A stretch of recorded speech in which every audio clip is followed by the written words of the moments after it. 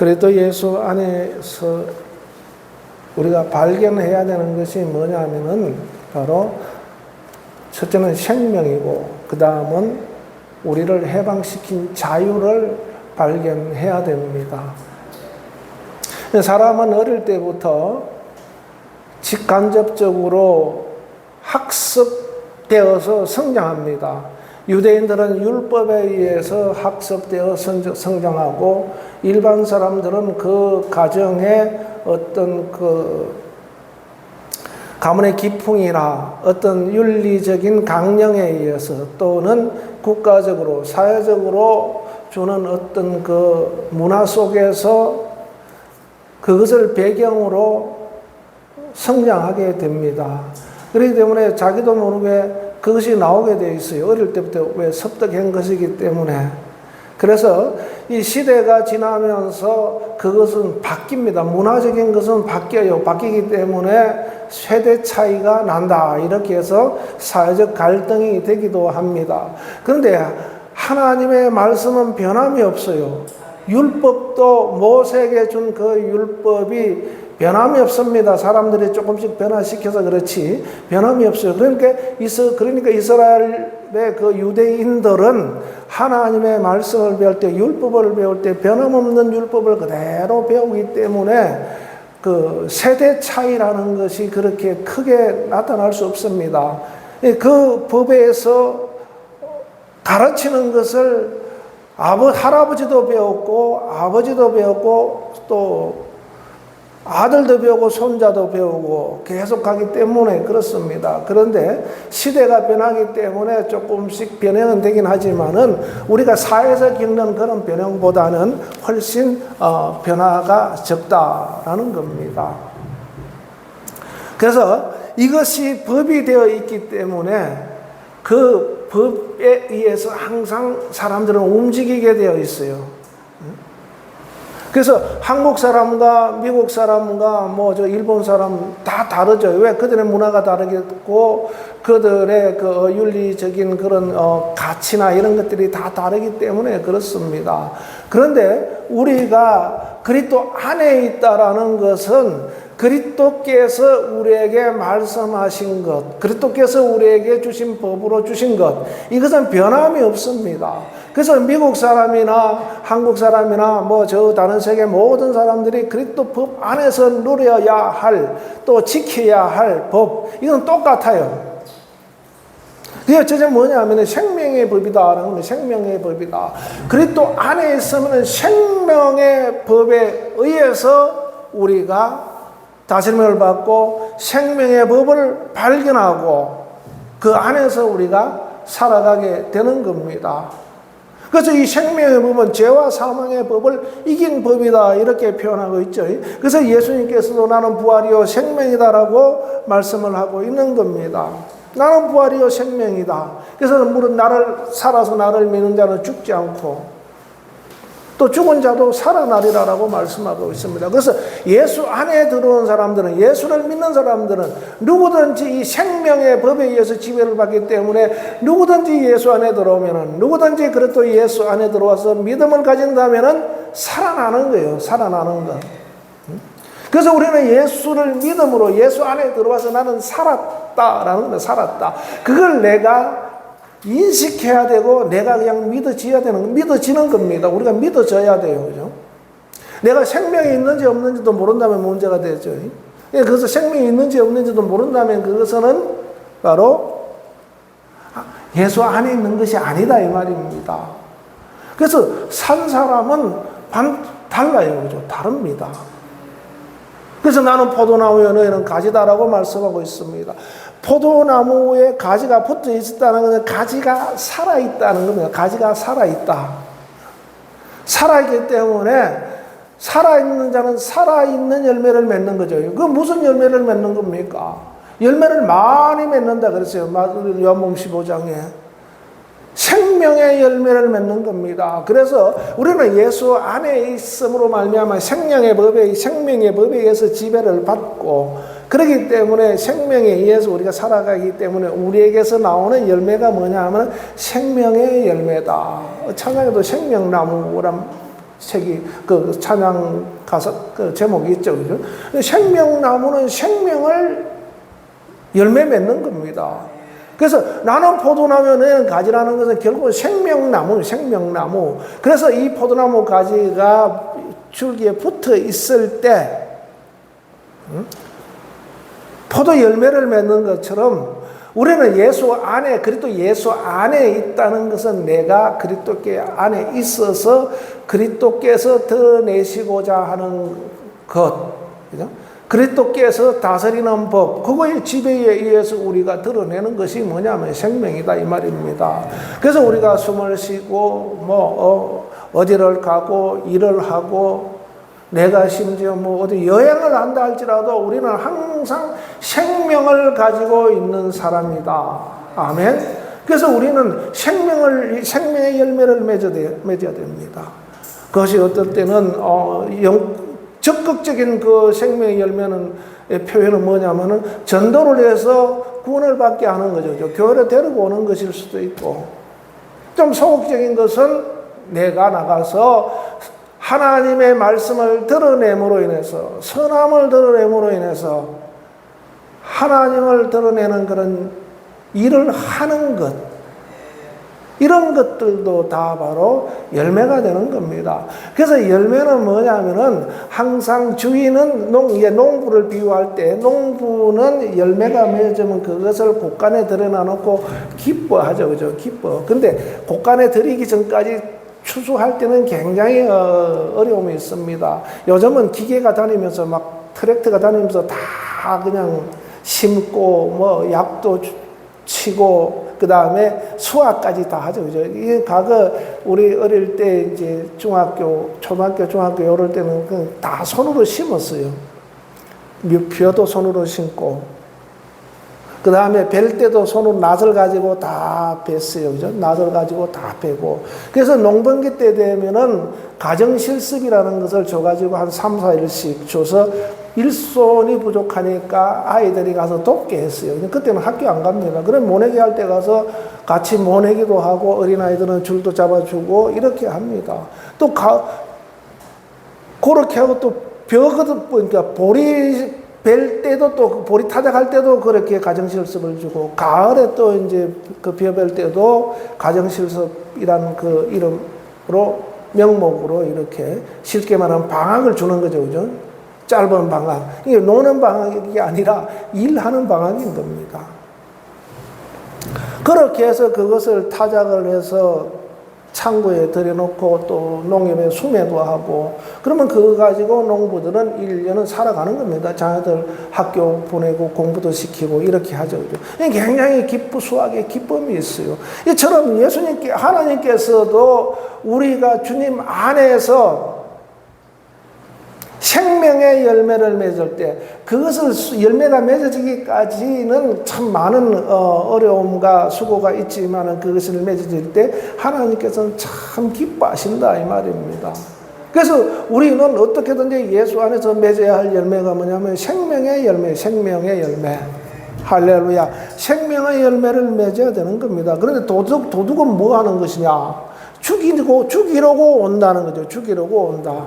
예수님께서는 우리에게 생명을 주시되 풍성히 주게 하기 위해서 우리에게 오셔서 우리를 품으시고 생명의 열매를 맺게 하는데, 도둑이 오는 것은 마귀가 와서 뭐 하느냐? 그것을 빼앗아서 생명의 열매를 맺지 못하게 하는 것이다라는 겁니다.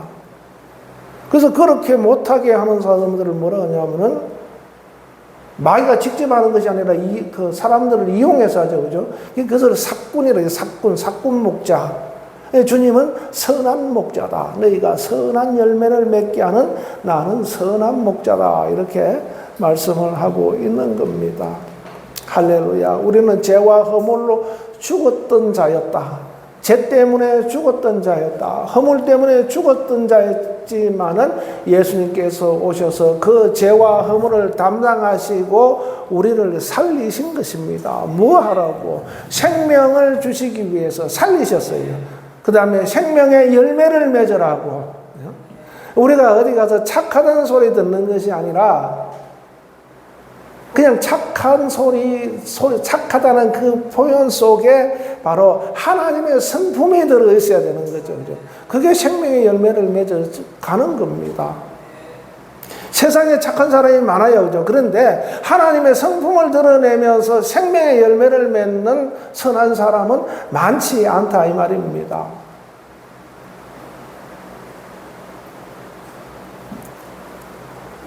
너희가 사람들은 뭐냐 하면은 넓은 문으로 잘 들어가려고 그래요. 넓은 문. 넓은 문은 뭐냐 하면은 그러니까 예수님께서 마태복음에서도 이거 좁은 문으로 들어가라. 멸망으로 인도하는 문은 크다는 거예요. 그죠? 문이 크고 길이 넓어서 찾는 사람이 많다라는 겁니다. 근데 그게 멸망으로 가는 문입니다 하고 알리면서 간다면 그게 사람들이 가겠느냐 이 말입니다. 안 가는 거예요. 근데 멸망의 문인지 모르고 그 큰 곳으로 들어가고 길이 넓은데 그 길이 멸망의 길로 가는 길도 모르고 들어가는 겁니다. 그런데 생명으로 들어가는 문이 좁아요. 길이 협착하다 그래서 찾는 사람이 적다. 그런데 그거는 생명의 문이다라는 겁니다. 그래서 우리가 복음을 전하는 사람이 많지 않다 이 말입니다. 쉽게 말하면 그죠? 생명을 드러내는 삶은 사람들이 많지 않은 겁니다. 그런데 그게 좁아요. 그런데 그것을 발견하고서 여기가 살 길이야 하고 들어가는 사람은 길이 좁아서 막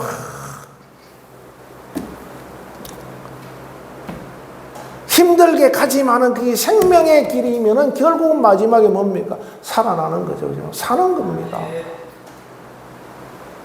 그저께 어떤 프로그램을 보니까 라오스에 조그마한 배를 타고 그 뒤에 이제 모터가 달려서 이렇게 모터 배를 타고 쪼르륵 그 동굴 속으로 들어가요. 1시간을 간다 그럽니다. 근데 1시간 지나서 가보니까 그 안에 어마어마한 그 종류석 동굴이 나타나는 겁니다. 근데 거기를 개발해서 막 사람들이 다닐 수 있도록 관광객을 모아서 그렇게 그 관광을 시켜줍니다. 사람들은 왜 그 좁은 길을 막 1시간 동안 배 타고 가다 보면 머리에 부딪히기도 하겠어요. 조심해서 가야 되는데 왜 그렇게 가는 거야? 그 1시간을 그렇게 그 배를 타고 가서 그 안에 들어가 보면 이 동굴 속을 배 타고 들어가는 거예요. 그 안에 엄청난 그런 종류석 동굴이 있기 때문에 그거 하나 보려고 가는 겁니다. 근데 우리도 좁은 문이 좁지만은 길이 협착하지만 그 뒤에 있는 이 생명 이걸 볼 수 있으면 이것을 참고 우리가 가는 겁니다. 그것을 우리 언제까지 가냐? 일생을 가야 돼요. 일생을. 태어나면서부터 그러니까 예수 믿는 순간부터 그리스도 안에 들어오는 순간부터 일생을 가야 되는 겁니다. 그래서 그 길이 좁고 문이 적고 길이 좁고 그러니까 문이 작고 길이 협착하다 말은 좁다라는 게 좁은 길이지만은 그 끝은 바로 생명이 있다. 그래서 사도 바울도 디모데에게 뭐라 하면은 바로 너는 복음과 함께 고난을 받으라. 이게 복음과 함께 고난을 받으라. 복음을 드러내는 것, 즉 생명을 드러내는 것. 이것은 고난이 반드시 따르게 되는 건다라는 겁니다. 근데 사람들이 고난이 있으니까 포기하는 거죠. 그죠? 그 일을 안 하려고 하는 겁니다. 하는 사람이 많지 않아요. 그죠? 그런데 너는 그것을 참고, 고난을 참고 가야 된다. 그리고 현재의 고난은 장차 하나님께서 주실 영광과 좋게 비교할 수가 없다라고 말씀하고 있습니다. 그래서 우리가 이걸 발견해야 돼요. 발견하고 진짜 생명을 그리스도 안에서 나오는 그 생명을 발견하고 그 생명의 법에 의해서 우리가 지배받으면은 절대 우리에게서는 사망의 어떤 언어나 사망의 행동이나 사망의 생각이나 어떤 사망의 결과들을 우리에게서 나오지 않는다는 겁니다. 얼마나 축복입니까? 근데 쉬워요. 그죠? 사람들은 사망의 것을 드러내는 것은 굉장히 쉽습니다. 왜? 이게 막 입이 말을 하는데 그거는 잘 나와요. 그죠? 욕 같은 거 이런 거 막 쉽게 술술 나옵니다. 그런데 우리가 훈련이 되어 있으면은 생명의 법에 의해 지배받는 훈련이 되어서는 그게 안 나와요. 그죠? 그것이 없는 사람들이 그 사망의 법에 따라 나오는 말을 하는 것에 의해서 훈련받은 사람들은 잘 나옵니다. 우리는 그런 말을 내뱉기보다 살리는 말을 내뱉는 것이, 살리는 말을 드러내는 것이 훨씬 쉽죠. 그죠? 훨씬 쉽죠. 왜? 우리가 그렇게 훈련되어 있기 때문에 그렇습니다. 할렐루야. 그래서 우리는 생명의 법에 의해서 지배받는 사람이다 라는 것을 우리가 잘 알아야 돼요. 그래서 요한복음 4장 16절에도 내가 길이요 진리요 생명이니 나로 말미암지 않고는 아버지께로 올 자가 없다라고 말씀하고 있습니다. 생명을 가지신 분. 예수님께서 12장 요한복음 12장에서도 뭐라고 말씀하고 있냐면은 나는 아버지로부터 말씀을 받아왔다라는 것을 말씀하고 있습니다. 12장 50절에 그래서 그 말씀이 곧 영생이다. 그 명령이 나는 영생인 줄 안다라는 겁니다. 그래서 내가 그 말씀을 받아서 내가 너에게 나타내려고 왔다. 그러니까 이 생명이라는 것은 예수님께서 어느 날 갑자기 와서 푹 던져준 것이 아니라 아버지께서 오셔서 예수님을 통해서 말씀하게 하시고 그 말씀이 곧 명령이다라고 말씀하고 있죠. 그죠? 그래서 나는 그것을 전달하는 것이다라고 말씀하고 있습니다.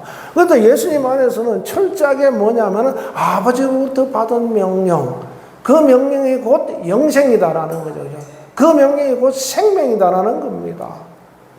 그래서 우리에게 주시는 것은 그냥 생명만 주는 거예요. 그죠?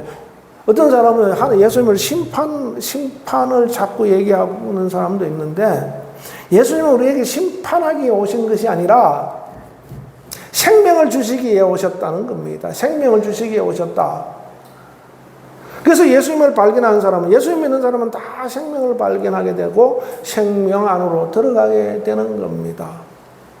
그래서 예수님의 전 생애가 뭐냐 하면 우리에게 생명을 주시기 위한 그러한 사역이었다라는 겁니다. 그래서 우리가 예수를 믿는 것은 우리에게서 생명이 없으면은 우리는 아무것도 아니다라는 거죠. 그죠? 그래서 내가 생명의 법에 의해서 지배를 받는 것은 바로 생명이신 예수께서 이 땅에 오셔서 우리를 품으셨기 때문에 십자가로 말미암아 우리를 품으셨기 때문에 우리가 그 법 아래 들어가게 되고 그 법에 의해서 지배받게 되고 사망이 우리를 더 이상 어떻게 할지를 못한다라는 겁니다. 그 사망의 법은 뭐냐 하면은 우리가 흔히 이제 율법을 얘기합니다. 율법. 사망의 법은 율법을 얘기합니다. 율법은 왜냐하면 끊임없이 정죄하는 법입니다. 정죄하는 법. 이래서 죽고, 이래서 벌을 받고, 이래서 죽고, 이래서 벌을 받는다. 계속 끊임없이. 이게 변함이 없어요. 끊임없이. 법은 딱 정해놓으면은 그대로 집행되는 것만 남아 있습니다. 그래서 그 법에 따라 예수님께서 십자가에 못 박혀 죽으시는 형벌을 당하셨기 때문에 더 이상 우리에게 그것을 요구할 수 없게 되는 거죠. 그래서 우리가 더 이상 사망의 법에 의해서 우리가 지배받지 않는다라는 겁니다. 그래서 생명의 법에 의해서 지배받는 사람들은 뭐냐면은 자유한 사람들이죠. 해방하였다는 게 우리는 성 예수 그리스도 안에는 자유의 법이 있어요. 자유의 법. 이 두 번째 자유의 법이 있다. 첫째는 생명의 법이 있고 두 번째는 자유의 법이 있는 겁니다. 우리는 어디를 가나 자유해야 돼요. 자유. 사도 바울이 왜 자유할 수 있었는가? 생명의 법이 있고 죄에 대해서 우리를 정죄의 법에서 해방되었기 때문에 로마 감옥에서도 자유함을 누릴 수가 있게 되고 빌립보 그 감옥에서도 자유함을 누리고 그렇게 할 수 있는 겁니다. 우리가 몸은 구속이 될 수 있어요. 그냥 몸은 그냥 구속된다라는 것보다 몸은 제한을 받을 수 있어요. 그죠? 그런데 이 사망의 법이 우리를 완전히 굴복시킬 수는 없다 이 말입니다. 왜? 이미 예수님께서 그 법으로 말미암아 정죄를 받고 이미 해결을 다 해 놓으셨기 때문에 그런 겁니다. 근데 사람들은 원래 뭐냐면은 죽기를 무서워하며 일생에 매여 종노릇하였다 그렇게 말씀하고 있습니다. 죽기를 무서워서 누구에게 종노릇하는가? 마귀에게 종노릇하고 있었다 이 말입니다. 그 세력을 끊기 위해서 예수께서 오셨기 때문에 우리는 더 이상 이제 내 일생에 매여서 종노릇할 필요가 없고 자유해야 되는 자유, 그죠? 그래서 누가복음 4장에서도 성령이 예수에게 임하시니까 예수께서 오셔서 복음을 전하고 가난한 자에게 복음을 전하고 눈먼 자가 보게 하고 포로된 자를 자유케 하고 하는 이런 역사를 이루게 되는 겁니다. 할렐루야. 포로된 자에게 자유를 눈먼 자가 다시 보게 하고 눌린 자를 자유롭게 함으로 말미암아 주의 은혜의 해를 전파하게 하셨다라고 이렇게 말씀하고 있어요. 자유죠. 눈먼 자가 보는 게 자유입니다. 눌린 자가 그 눌림에서 풀려나는 것이 자유입니다. 할렐루야. 그래서 이 포로된 자가 풀려난 거. 우리나라도 얼마 전에 미국에서 이민국에서 나와서 그 불법 체류자라 그래가지고 바로 쇠사슬로 묶어버리고 우리나라에서 그렇게 했다 그러면 아주 난리가 나죠. 근데 미국은 그렇게 자유한 국가인데도 불구하고 법자에 대해서는 아주 그냥 잔인할 정도로 그렇게 인격이란 것이 없습니다. 우리나라가 이제 그렇게 무시를 당했다 그래가지고 지금 막 들끓고 있는데 그 묶인 데서 자유함. 비행기 타고 이제 다 협상이 잘 돼서 돌아왔죠. 그죠? 거기에서 자유함. 그죠? 못 보던 사람이 보는 것. 심적으로 눌려있던 사람이 그것에서 해방되는 것. 주님께서 오셔서 그러한 사람들을 다 해결해 주시기 오셨다 이 말입니다. 즉 자유케 하기 오셨다. 예수님께서 오셔서 나를 자유케 하셨다는 겁니다. 그래서 원수들은 어떻게 합니까? 끊임없이 눌러요. 그죠? 생각을 통해서 걱정하게 만들고 고민하게 만들고 내가 걱정하고 고민해서 해결이 되면 좋은데 안 된다 이 말입니다. 그죠? 안 되는 걸 가지고 우리 마음을 상하게 하도록 하기 위해서 그래서 결국은 실족하게 만들려고 하는 거죠. 그죠? 보지 못하게 만드는 겁니다. 끊임없이 와서 우리를 공격하고 자유하지 못하도록 갈라디아서 교회에서 어떤 일이 일어났습니까? 성령을 받고도 자꾸 율법에 의해서 움직이려고 하는 겁니다. 그래서 너희가 믿을 때 성령을 받았느냐 율법을 행할 때 성령을 받았느냐 우리가 믿을 때 받지 않았느냐 그런데 왜 다시 그 율법에 의해서 얽매이려고 가지고 하고 있느냐 이 말이에요. 왜 자유를 주었는데도 불구하고 왜 거기에 묶여서 자유를 포기하느냐 이 말입니다. 그런데 또 예수 안에 있는 사람은 이 자유라는 것은 영적인 자유죠. 영적인 자유. 그렇기 때문에 우리가 원수를 대항해서 이길 수 있는 힘이 있습니다. 자, 쉽게 말하면 죄를 지어서 교도소 안에 들어가 있는 사람, 감옥에 들어가 있는 사람은 대항할 수 있는 방법이 없어요. 자유가 없어요. 그죠? 그러나 바깥에 있는 사람은 데모도 하기도 하고 그러잖아요. 자기들 마음대로 어디를 가든지 자유롭게 돌아다닐 수 있잖아요. 그죠? 우리는 이제 그 마귀가 운영하는 그 감옥에서 풀려난 사람들이다 이 말입니다. 예수님께서 풀어주셨어요. 그죠? 그런데 왜 다시 마귀가 지배하던 그 시절로 돌아가서 그에게 지배받으려고 하느냐 이 말입니다. 그럴 필요가 없어요. 그죠? 그리고 또 안에 있는 자유의 법이 우리를 지배하고 있기 때문에 더 이상 그 법이 우리를 지배할 수 없다. 그래서 이것을 잘 설명해 놓은 것이 이제 고린도전서 15장에 그렇게 말씀하고 있는 겁니다. 할렐루야. 그래서 우리가 이 죄의 법에 의해서, 죄에 의해서 정죄받지 아니하고 우리가 생명의 성령의 법에 의해서 우리가 자유를 누리고 생명을 드러내는 삶을, 그런 삶을 살아야 됩니다. 할렐루야. 하나님께서 우리를 너무너무 사랑하셔요. 그죠? 생명을 주었다가 빼앗아버리고 자유를 주었다가 다시 억압하고 그러지 않습니다.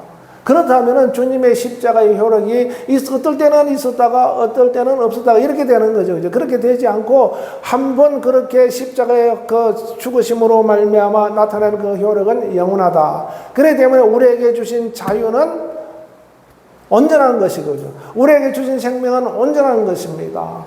할렐루야. 그래서 여러분들 진짜 이 주님이 주신 생명, 주님이 주신 자유를 가지고 주님을 드러내는 삶으로 말미암아 하나님께 영광을 돌릴 수 있기를 예수 이름으로 축원합니다. 기도하겠습니다. 하나님 아버지 감사합니다. 이 시간 함께 하시고 인도하심을 감사합니다. 주께서 우리에게 생명을 주시고 우리에게